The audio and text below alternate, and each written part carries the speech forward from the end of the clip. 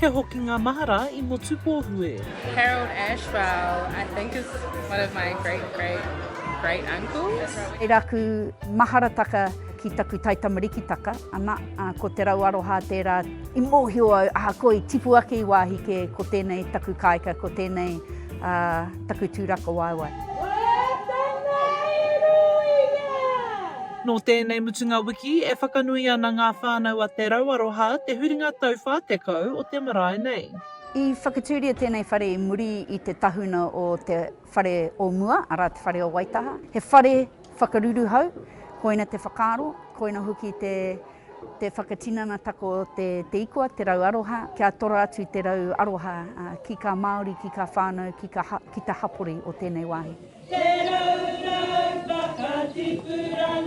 Hei tā tāku ta Hana O'Regan, e te kaumatahi o na pakeke I te wā I whakatūwhera tēnei marae. E hara I te mea he nui ka wā I hara mai au ki konei. E kari ko ka wā I hoki mai ki Aurua nei ki Te Rau Aroha, koera ka maumahara, aku maumahara taka ahurei o taku taitamariki taka. I hara mai ki te taha o tētahi o ka hākui, Auntie Teoe Davis, ko ia tētahi o ka kairāraka, hara mai ki te mahi ki konei, ana, ka ki te huki wana mahi roto I te tō mātou wharerau. He wā tākaro, nā te mea ko aku taitamariki taka, he wā kia kaha nei te whiri I ka taura whakapapa.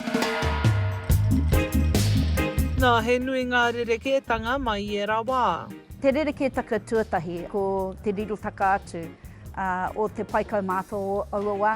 Nā rātou anō te huarahi para.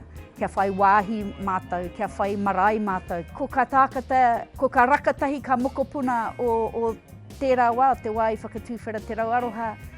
Ko rātou ka taua, ka paua I nānei, nā kua tai mai wā rātou mokopuna ki te hiki tērā kaupapa mo te rea ka whai ake nei. Nā te whare nei, kua whiwhi hoki mātou I a Tahu Pōtiki, tā mātou whare rau. Kua tino tū tēnei hei marae tūturu I nāia nei. Me te mea hoki, kua whakatū I a te raurau ki muri o te marae. Nā reira kei a mātou he wāhi moa mātou tamariki, kia hoki mai hoki, kia tipu ki konei, kia mōhio ai rātou, nohi a rātou ko ai rātou. E ai kia māpihi Kahurangi Davis noko nei, he wāhi motuhake tēnei marae ki ngā iwi katoa I Murihiku.